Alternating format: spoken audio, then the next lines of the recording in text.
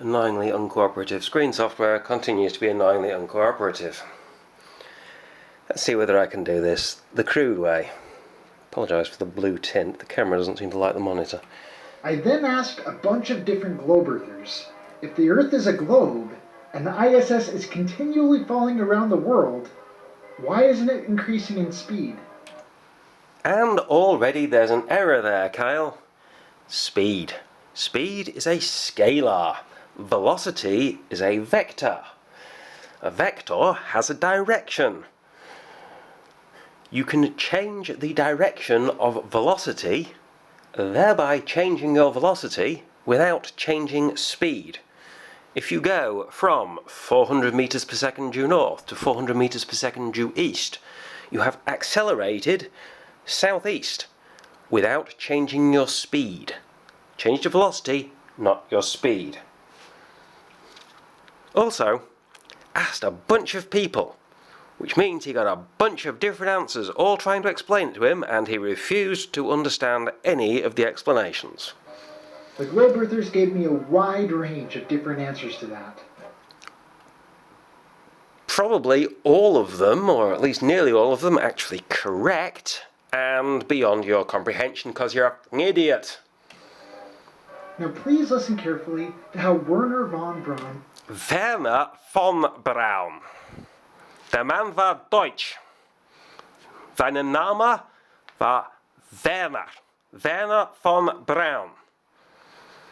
Es gibt kein Werner. describes orbital mechanics. Even the bloody French can pronounce Werner correctly. Orbit tick. Imagine you put a gun on top of a mountain and fire it in horizontal direction. Note the time here. 4 minutes. The pull of the Earth would pull the bullets down towards the ground, and after having traveled a certain distance, the bullets will finally strike the ground. Have to be one heck of a mountain for his diagram, by the way. The bullets will travel farther. And at a certain speed, the curvature caused by the gravitational pull of the Earth, which pulls like the bullet down, will exactly match the curvature of the Earth. The bullet will then keep on flying around the Earth and will fall and fall, never being able to reach the surface of the Earth until it finally hits the breech of the gun from the rear. It's an explanation. Your mountain would need to be awfully huge. You can see from that diagram on the right where he's got a bizarrely green and purple Earth. This has obviously been copied from something else. That is way above ISS orbit over there. That is a long way up. You know, if that's 6,356 kilometers, then 3,000 kilometers up. It's a long way up. That's very high. That's not a mountain. The explanation isn't bad. You'll notice in a moment that he was actually explaining it to military officers, which is why he had to dumb it down quite a lot. Right. Significantly, falling is towards the centre here. It's not that way. It's that way, then that way, then that way, and then that way, then that way, then that way. Right? It's accelerating in a different direction at each moment. This is important. This is an orbit. You can establish such orbits. See, military officers. At various altitudes. Theoretically, you could establish one immediately above the ground, but of course interference with the atmosphere would slow the bullet down and the orbit wouldn't be stable. So we have to go outside of the atmosphere. But not quite true, but again, he's explaining this to a guy with bird shit wrapped around his sleeve. So obviously, and another guy with a bunch of ribbons on his chest, so obviously he has to make this quite simple. You're not really outside the atmosphere. What you have to do is go far enough up for atmospheric drag, not to slow the thing down so much that it falls down and crashes, within the number of years you want it to last. Stuff built in the 1950s, no longer in use, we don't really care if it melts. Stuff we built this year that we want to be using this year and all of next year and into the year after, we'd rather it doesn't melt before, you know, say the middle of the year after next.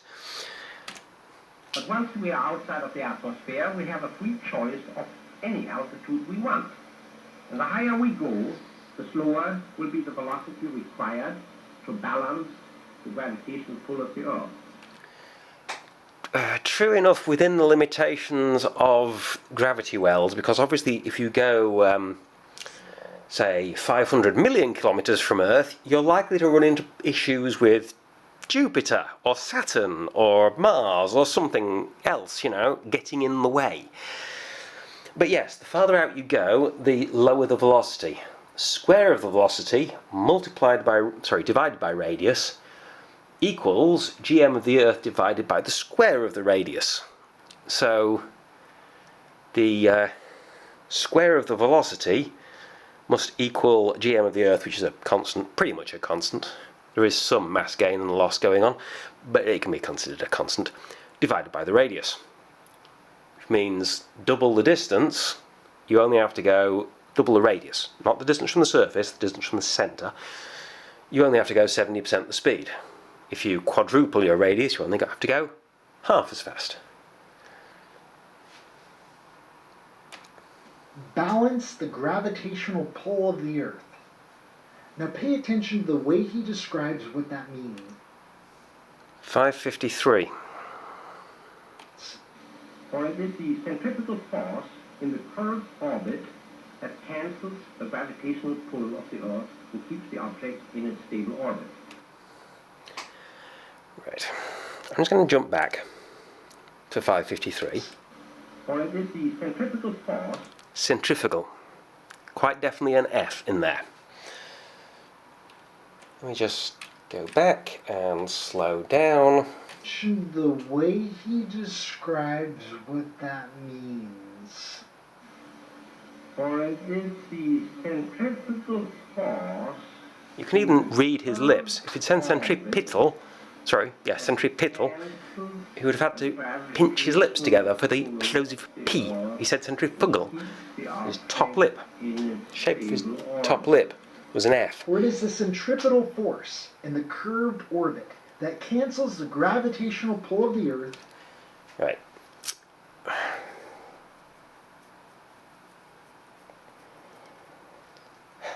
If you're in an inertial reference frame, that diagram in the bottom right was inertial reference frame, then what you have is an inward acceleration. He described a fall, an inward acceleration. Right? That doesn't need to be cancelled. You're expecting that acceleration to be there. That acceleration is what is changing the direction of motion of the satellite and preventing it from just hurtling off out of the solar system altogether. Right? You don't need to counter it. What you have is a centripetal acceleration equal to the centripetal acceleration of gravity, of the Earth's gravity, and equal to the centripetal acceleration of an object going in a circle of that radius with that velocity. If the two are equal, gravity is what is causing it to go in the circle, and that's fine.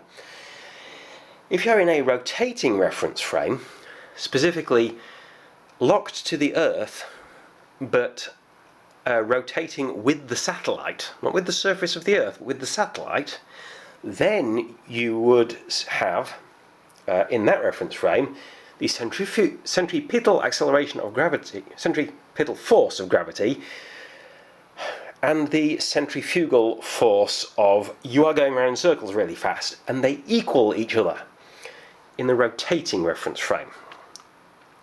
Kyle ain't really up to distinguishing between the two reference frames. Neither bright enough nor honest enough. Stable orbit. So gravitational force is a force that needs to be cancelled in order for orbit to be achieved. And when it gets cancelled out, so that it doesn't decrease in altitude, that is what is considered a balanced orbit. Technically that's a circular orbit. You can also have an elliptical orbit where it does decrease in altitude, slingshots around the Earth, goes hurtling off into the distance, slowing down as it goes, hangs around, well, doesn't hang around, but you know, slows down and slows down and slows down, takes quite a long time to slow down, turn around and start coming back fast, and then comes hurtling back, slingshots around the Earth again. Science It Out has shown this in videos. They're rather pretty. Has been doing this for a number of million years, and the Earth is orbiting around the Sun, so the principle is well known and proven in Mother Nature's pattern of things. Alright. Yeah.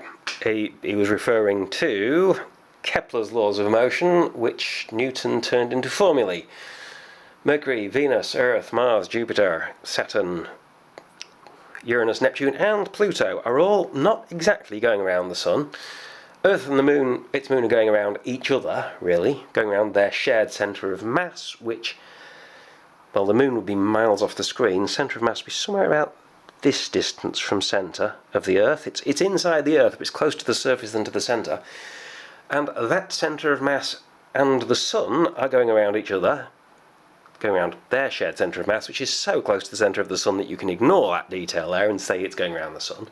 But when you consider things as massive and as far as Jupiter and Saturn, you actually get situations where they and the Sun are going around a solar system centre of mass, which is outside the Sun.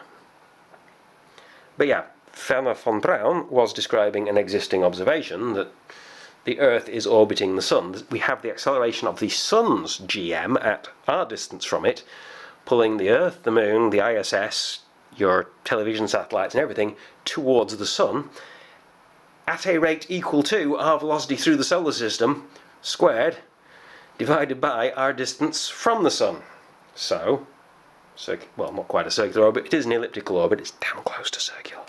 So in order to achieve an orbit to where this yellow ball will not spiral down to the ground, the pull of gravity represented by this arrow needs to be cancelled out by another force. And if there is another force coming upward that will cancel it out, yeah, sure, that could possibly prevent the ISS from gaining speed. And there he goes mixing things up altogether. Downward, upward, gaining speed. No, Kyle. This red arrow here, plus the red arrow here later, plus the red arrow here later, plus the red arrow up here this later, plus this one up this way later, plus this one here going in this direction, plus this one here going in this direction, plus this one here going in this direction. Whether you have 8 arrows or you draw 12 arrows on there, or you draw 1 arrow every 1 degree around, 360 of them. You know, draw 5, do them at 72 degree intervals, make it look all satanic and stuff. Wiccan, actually. If you have one at the top, it's only satanic if there's one at the bottom, but never mind that. Those arrows add up to 0. You can't just add their lengths, you have to add their lengths in their individual directions. That far down, plus that far this way, plus that far this way, up on this diagram, plus that far this way. That square has a sum total of 0. Once around the square puts you right back where you started. Make it 12-sided, once around the dodecagon puts you right back where you started. Make it 360-sided, once around something that looks an awful lot like a circle puts you right back where you started. Net acceleration of 0. But what force did he claim was cancelling out the force of gravity? Let's listen to that again real quick. For it is the centrifugal force in the curved See his top lip? Centrifugal. With that. pull of the Earth to keep the object in its stable orbit. And he's describing it to military officers who really aren't up to the job of understanding centrifugal force is only observed in the rotating reference frame. We try to keep things simple for You officers. said centripetal, right? No, Kyle, What he did said you say? centrifugal. Centrifugal. Which is another... There now follows several minutes of people saying that centrifugal force doesn't exist. It's a fricking acceleration, Kyle. It's an clip after clip after clip. Yada yada yada. Centrifugal force doesn't exist. The bucket is accelerating the water inwards. Around, relative to that, its track around the guy's arm. There's a guy swinging a bucket round and round in circles. The bucket is accelerating the water that way. That push, that's what gravity's doing in an orbit. If you swung that bucket at just the right speed, it would go over your head, not pushing the water down, and the water wouldn't fall out, because it'd be going at just the right speed for its track around the circle to have an inward acceleration equal to the acceleration of gravity at whatever your location is, here. And your bucket of water, the water relative to the bucket, would appear weightless. Just for that moment. Water from flying off. Those two You can actually do that, and it's kind of weird if you go just slightly slower because the water starts to fall out of the bucket and then falls back into the bucket. Illusion of centrifugal force. And the Yeah. real force in play is centripetal force. Nope. Yeah, but the centripetal force that the bucket is applying to the water in the inertial reference frame is a centrifugal force applied by the water on the bucket in the rotating reference frame. The water isn't accelerating relative to the bucket, Kyle. Notice that there is no force acting on the ball that goes directly outward, away from the center. Yeah, and it's accelerating inwards towards the centre at all times. What we often hear called a centrifugal or centrifugal force. You know, the force you seem to feel when you lock hands. Again, this kid is being pulled towards this parent by tension in these arms. There is a force inwards in this circular track around a centre of mass. The parent is actually having to lean backwards because the kid is pulling the parent that way, just as hard as the parent's pulling the kid this way. And they are not going around the parent centre of mass, they're going around their shared centre of mass. That kid is accelerating this way. And then you turn a bit as the kid moves a little bit along. And then you accelerate them this way. And then turn a bit more and accelerate them this way. Turn a bit more and accelerate them this way. Turn a bit more and you're accelerating them that way. All the way around in a circle, net acceleration 0. You end up right back where they started with the same velocity as they had when they started. 1/2 circle later, they'll be accelerating the opposite direction, having accelerated this way, and that way, and that way, which adds up to a lot of acceleration in that direction, which is why they go from travelling that way to travelling that way. Same speed, opposite direction. With someone and you both spin around and you feel Blah, pulled blah, blah, straight back. sodding Or blah. when a car you're in turns quickly and you're suddenly thrown away from the center. Not if it's a banked turn. The thing is, this seemingly outward directed force isn't a force at all. It's the car pushing you inwards around the circle, just like gravity pulling a satellite inwards around its orbit. Actually just an object's inertia, the path the object would take if no other forces acted on it, being blocked by a force, a centripetal force. So it doesn't really matter which one von Braun said. Jesus, Kyle. Von Braun, not von Braun, von Braun was explaining this to these idiots, right? And it does matter which he said. It's relevant to which reference frame he's working in. And there is a force there. And there is an acceleration there. There is an inward acceleration in the inertial reference frame. Because there is an inward force with no outward force balancing it in the inertial reference frame. In a rotating reference frame, there you have inward and outward forces in balance and no acceleration, which is what you perceive if you're riding around in the ISS. In the inertial reference frame, it is a constant inward acceleration. If it's a circular orbit, make it elliptical, it gets a bit uneven, but the acceleration of ship and human within ship are the same, therefore it's still perceived as weightless. Since centripetal force and centrifugal force are actually the same thing in the end. Perhaps this is why people... Wait, what? It doesn't really matter which one von Braun Hold said. on, what? Since centripetal force and centrifugal force are actually the same thing in the end. Holy flying glitter-covered dog shit. Kyle got something right. I mean, he didn't do that on purpose, but he got something right. Perhaps this is why people tend to mesh those two together and just say centrifugal. So, in order for orbit to be Or maybe he says it like that because he's German and he has an accent, Kyle. achieved, gravity needs to get cancelled out by what? No. And he's right back to being wrong again. For it is the centripetal force in the curved orbit that cancels the gravitational pull of the Earth and keeps the object in its stable orbit. Gravity has to get cancelled out by centripetal force. No, centrifugal force in the rotating reference frame. Which in this case is gravity. Jesus fucking Christ. How thick can a man get? You just stupid on purpose, were you dropped on your head 15 times a day? In the inertial reference frame, gravity is a centripetal acceleration, which is not cancelled out by anything. The thing is accelerating inwards.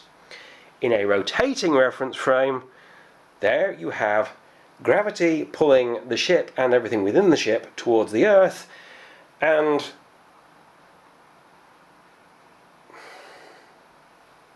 centrifugal force. The force required to accelerate a thing at that rate inwards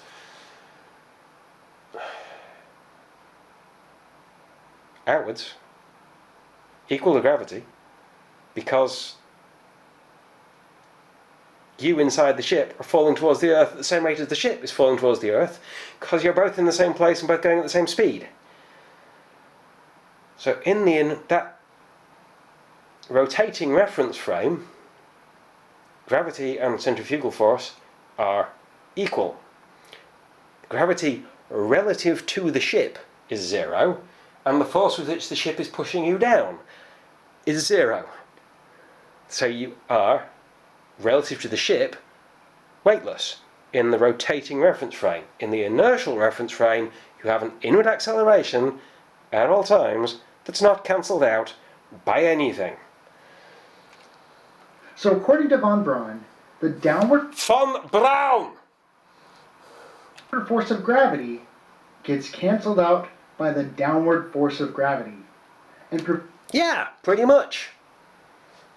The downward force of gravity on the ship... Oh wait, no, not pretty much that. Absolutely not that. The downward force of gravity, downward acceleration of gravity, if you want to be more accurate, is an inward acceleration of the fucking ship that's not being cancelled out, you muppet.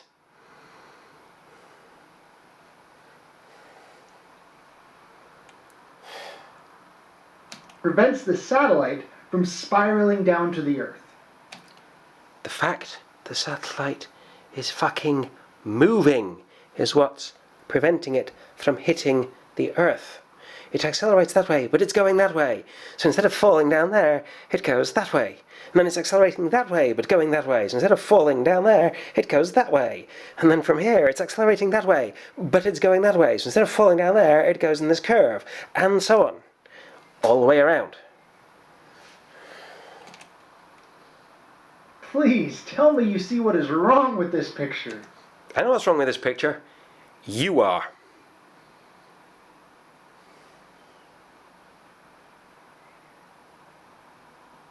Actually, there's something else wrong with that picture. I think that might just be a circular cutout from a funny projection rather than a proper diagram of a hemisphere. That doesn't look like a proper hemisphere image to me.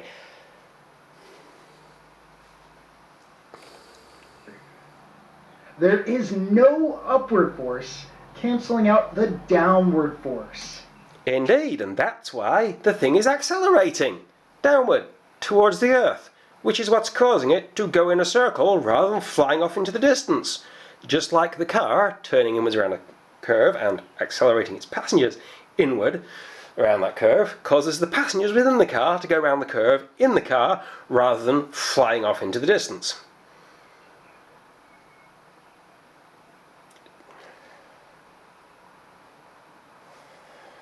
I might have more luck teaching a frog to play fetch than trying to teach Kyle Adams anything. We are 6 minutes and 43 into 10 minutes and 6 seconds of stupidity, and I didn't even start at the beginning. Ye gods. No, we are not hearing that. He's almost as strong in low Earth orbit as it Kyle is going to quote Professor Dave. Oh dear. I'm going to actually play a clip from Professor. That's great, you know. We can do that. We can just go straight to Professor Dave's 2 or 3 videos debunking all the flat earth idiots. Explaining in great detail that globebusters are completely wrong and Earth isn't flat. Or, you know, we could just... there instead of falling to the Earth. It's not because there's no gravity. In truth, gravity is almost as strong in low Earth orbit as it is on the surface of the Earth. The reality is that these objects are, in fact, falling to the Earth. It's simply that they are moving so incredibly fast that they fall to the Earth at the same rate that Earth's curvature is produced, always falling but never landing. This is why astronauts experience weightlessness, because they are literally in free fall. Therefore, Yeah, that's pretty much what I said, yeah. That's also pretty much what Fenner von Braun said. Kyle is now going to get that wrong too. I haven't actually, you know, watched this video in advance. I'm just confident that Kyle's going to get that completely wrong too. they should be continually increasing in speed. Yep, Kyle got that wrong too. They're accelerating in a direction that isn't their direction of travel, Kyle. If you're travelling east and you accelerate west, that's not an increase in your speed to the east. That's a decrease in your speed to the east. If you're travelling north and you accelerate southwest, you're not increasing in speed, you are changing direction. If you're travelling that way around the Earth and you accelerate that way, you're not increasing in speed, you are changing direction. Velocity is a vector. Acceleration is a vector. Vectors have direction. Since there's no force to prevent gravity from causing them to do so.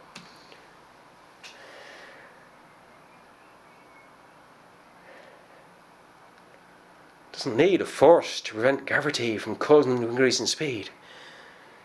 It just needs to be in more than one dimension. People love to use this whole ball and string example to demonstrate their understanding of how orbits work. Do they? Citation needed.